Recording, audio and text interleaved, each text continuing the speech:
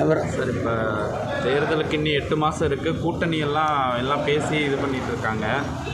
TTV Dinakaran மாதிரியான சில முக்கிய அவங்கெல்லாம் என்ன பண்ணாங்கன்னா, விஜயோட கூட்டணி வச்சா என்ன தப்பு அப்படின்லாம் பேச ஆரம்பிச்சிட்டாங்க. ஒருவேளை இந்த பிரிஞ்சிருக்கிறவங்களாம் விஜயோட சேர்றதுக்கான வாய்ப்பு வரும்போது உங்களுக்கான அந்த தேர்தல் வாய்ப்பு இதெல்லாம் எப்படி இருக்குன்னு பார்க்க வேண்டியது. ஏன்னா அவங்களே இப்படி தம்பி, நீங்கள் ஏதாவது நான் கூட்டம் சேர்த்துட்டு சண்டைக்கு போகிற ஆள் இல்லை, புரியுதா? கூட்டத்தை நம்பி நான் அரசியல் கட்சி தொடங்கலை. நான் முன்வைக்கிற உயர்ந்த கொள்கையை நம்பித்தான். நிறைய வேறுபாடு இருக்குது. ஊழல் லஞ்சமா, உண்மை நேர்மையா? நாங்கள் கட்சி தொடங்கியது அரசியல் செய்ய வந்தது மக்களை வச்சு பிழைக்கவா, மக்களுக்காக உழைக்கவா?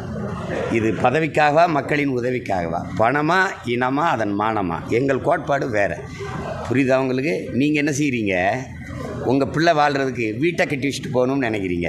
நான் என் பிள்ளை வாழ்கிறதுக்கு இந்த நாட்டை காப்பாற்றி வச்சுட்டு போகணும்னு நினைக்கிறேன். வேறுபாடு புரியுதா? நீங்கள் வணங்குகிற சாமிக்கிட்ட இருக்கிறீ எல்லாரும். இப்போ குறிப்பாக பிஜேபி போன்ற கட்சியெல்லாம் சாமிக்கிட்டே இருக்கும். நான் வாழுகிற பூமிக்கு வரணும்னு நினைக்கிறேன், அதை காப்பாற்றணும்னு நினைக்கிறேன். ஏன்னா அந்த சாமியும் சேர்த்து என் பூமி தான் காப்பாற்றணும், புரிஞ்சுக்கிடுங்க. அதனால் நாங்கள் முன்வைக்கிற கொள்கை கோட்பாடை நம்பி தான் களத்தில் நிற்கிறோமே வெளியே கூட்டத்தை நம்பி இல்லை. தலைவர்களாக சேர்ந்து கூட்டம் பண்ணிட்டா தத்துவம் என்ன? முன்வைக்க போகிற தத்துவம் என்ன? இந்த நாட்டில் இருக்கிற இது எல்லா பிரச்சனைக்கும் பொறுப்பேற்க வேண்டிய கட்சிகள் எதாவது சொல்லுங்கள் தம்பி. இத்தனை போராட்டம் நடக்குதுல, ஒரு பிரச்சனை இருக்குதுல்ல, இதுக்கு இத்தனை பிரச்சனைகளுக்கும் பொறுப்பேற்க வேண்டிய கட்சி ஆட்சிகள் எதாவது? ஒன்று காங்கிரஸ், பாரதிய ஜனதா, திமுக, அதிமுக. நாளை தாண்டி பிரச்சனை வந்துச்சா எனக்கு? அப்புறம் இந்த கட்சிகளோடவே போய் சேர்ந்து நீ என்னத்தை செய்ய போகிற? அவன் 100 ரூபாயில் 60 ரூபா கமிஷன் வாங்குவான், நீ 40 ரூபா வாங்குவான். இதில் என்ன இருக்குது? அவன் விஷம் கொடுத்து கொள்வான், நீ கத்திக்கிட்ட குத்தி கொள்வேன், ஆனால் கொன்றுவேன். வேறு ஏதாவது மாறுதல்? அந்த பரப்புரை பயணத்துக்கு கடுமையான நிபந்தனைகள் விதிக்கிறாங்க. ராமநாதபுரத்தில் ஹைட்ரோ கார்பன் திட்டம் தமிழக அரசு அனுமதி அளிக்கிறதா? அது முதவே 17 வருஷத்துக்கு முன்னாடியே குழாயை வச்சுருந்துருக்காங்க. அப்போ நமக்கு தெரியல, நம்ம வீட்டு வாசலில் குழாய் போகுது. அது மீத்தேன் ஹைட்ரோ கார்பன் அப்போ நமக்கு தெரியல. புரியுதுன்னு நினைக்கிறவங்க. கடல் இருந்தும் கடற்கரைக்கு பக்கத்தில் 10 அடியில் தண்ணி வந்தது. இப்போவும் தண்ணி வருது, ஆனால் குடிக்கிற மாதிரி இல்லை, பயன்படுத்துகிற மாதிரி இல்லை. அதை போராடி தான் தடுப்போம். இப்போ கரையில் எடுத்து முடிச்சாச்சு, இப்போ கடலுக்குள்ளே போகிறான். கடைசியாக ஒன்று, இந்த கடுமையான நிபந்தனைகள் பரப்புரைக்கு போகிற தலைவர்களுக்கு கடுமையான நிபந்தனைகள் காவல்துறை விதிக்கிறதா ஒரு குற்றச்சாட்டு எழுந்திருக்கு சார். இவ்வளோ நிமிஷம் தான் பேசணும், 25 நிமிஷம் தான் பேசணும், இப்படியெல்லாம் விதிக்கிறது சரிதானா? ஏன்னா நீங்களாம் அடுத்தடுத்து பிரச்சாரம் பரப்புரை எல்லா தலைவர்களுமே போகிறாங்க, எதிர்கட்சி தலைவர்கள். இதெல்லாம் நான் நீண்ட காலமாக எதிர்கொண்டு இருக்கிற சிக்கல் தான். ஒரு காலத்தில் இவங்கெல்லாம் எனக்கு தங்குறதுக்கே விடுதி கொடுக்கக்கூடாதுன்னு சொன்னவங்க தான். இதே மகிழ்வுந்தில் கார்லேயே படுத்து எழுந்திரிச்சு போய் வேலை செஞ்சவன் நான்.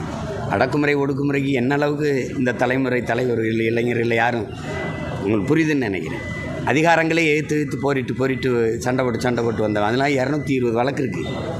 சும்மா இல்லை, ஏறாத நீதிமன்ற படிக்கட்டு கிடையாது. அப்போ இதெல்லாம் ஒரு இதுன்னு இப்போ இதுக்கே பயந்துட்டா அப்படி. இந்த விமான நிலையத்திற்கு பெயர் வைக்கிற சர்ச்சையெல்லாம் இப்போ தேவையா சார்? ஏன்னா அதை புதுசாக ஏதோ அது இங்கே வருங்க, சமூகம் சார்ந்து ஒவ்வொருத்தரும் பேசுவாங்க. ஒருத்தர் எங்கள் தாத்தா முத்துராமலிங்கத்தேவர் பேர் வைக்கணும்பாங்க, ஒருத்தர் இன்னொரு தாத்தா இமானுவேல் சேரம் பேர் வைக்கணும்பாங்க. எங்கள் நிலைப்பாடு 2 தாத்தா பேரும் வேணாம். எங்களுக்கு ஒரு பெருமை இருக்குது, வரலாற்று பெருமை. பாண்டியன் நெடுஞ்செழியன் தலையணங்கானத்து செருவென்ற பாண்டியன் நெடுஞ்செழியன் வைங்க, யாரும் எதிர்க்க மாட்டாங்க. புரியுது? ஏன்னா நாங்கள் எல்லோரும் பாண்டியர் மக்கள், எங்களுக்கு எவனும் இல்லை, எங்கள் பாட்டம் பேரை வச்சுட்டு போ. புரியுதா? மன்னராட்சி காலத்திலே ஒரு சாதாரண குடிமகள் கால் சிலம்பை உடைத்து அமைச்ச அரசவையில் நீதியை நிலைநாட்டியிருந்தோம்னு ஒருத்தன் நெடுஞ்செழியன், பாண்டிய நெடுஞ்செழியன், அவன் பேரை வை. அது எனக்கு பெருமை. அதுதான் எங்கள் நிலைப்பாடு. ஒருவேளை நீங்கள் வைக்கிறதா இருந்தால் நான் போராடி பாண்டிய நெடுஞ்செழியன் பேரை வையின்னு சொல்லி சண்டை போடுவேன்.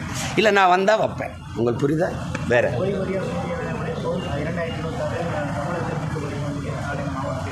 சூரியன் ஓய்வு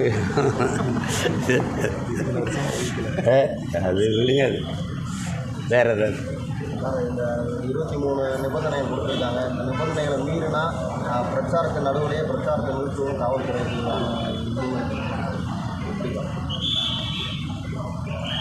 அதிகாரம்னு வரும்போது அது அடக்குமுறைகள் இருக்கத்தான் செய்யும். அது கேட்டால் நாளைக்கு நீங்கள் ஏதாவது சட்டம் ஒழுங்கு பிரச்சனைனா நீங்கள் பொறுப்பேற்பீங்களான்னு உங்களை கேட்கும், என்னை கேட்கும்.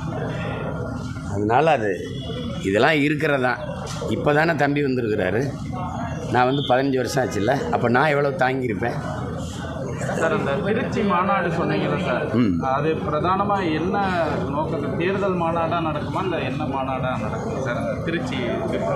இல்லை, அது மாற்றத்தை விரும்பும் மக்களின் மாநாடு அப்படி தான் நடக்குது. இது இனத்தின் திருவிழா, எல்லோரும் கூடுவோம்னு. அதை அந்த நேரத்தில் சொல்லுவோம் பாருங்கள். நீங்கள் கூட்டம் வந்துட்டால் அது பெரிய இது இருக்குன்னு நினைக்கிறீங்களா? ஒரு தடவை என் கூட்டத்தையும் நீங்கள் பார்க்கணும்ல. அது நேரம் உறுதிப்படுத்திடுறாங்க. பிரச்சாரம் தொடங்கி மக்களை எப்போ சந்திக்கிறீங்க? 26 தேர்தலுக்கு இப்போல்லாம் நான் என்ன செஞ்சுக்கிட்டு இருக்கேன்னு நினைக்கிறேன். தேர்தலுக்குன்னு பிரச்சாரம் தேர்தலுக்கும் தேர்தல் அறிவிச்ச பிறகு பசிக்கும் போது தான் சாப்பிடணும். சோறு இருக்குங்கிறக்கா சாப்பிட்டே இருக்காது. அடுத்து மலைகளின் மாநாடு, மலை வளமே மண் வளம்னு தருமபுரி கிருஷ்ணகிரியில். அதுக்கப்புறம் கடலம்மா மாநாடு தூத்துக்குடி. அப்புறம் தண்ணீரின் மாநாடு தஞ்சாவூர். ஐம்பெரும் ஆற்றல் இல்லாது புரியுதுன்னு நினைக்கிறேன். நிலம், நெருப்பு, நீர், வளி, விசும்பு, அதாவது காற்று, ஆகாயம். இது இல்லாத எந்த உயிரும் இல்லை. நான் இல்லை, நீங்கள் இல்லை, பூமியில் எந்த உயிரும் இல்லை. அதான் ஐம்பெரும் ஆற்றலுங்கிறோம் நாங்கள். அவங்க பஞ்சபூதங்கிறாங்க. அதையெல்லாம் அழிய விட்டுட்டு அப்புறம் ஐயோ நாள் வராது, அம்மா நாள் வராது. அப்போ நாங்கள் மனிதர்களுக்கு மட்டுமான அரசியலை பார்க்கல. இந்த அரசியல் எல்லா உயிர்களுக்குமானதுன்னு நினைக்கிறோம். அப்போ அதனால் அதெல்லாம் வாழ்ந்தால் தான் நானும் நீங்களும் வாழ முடியுங்கிற அறிவியல் உயிரியல் உண்மையை உணர்ந்ததுனால இந்த வேலையை செய்கிறேன்.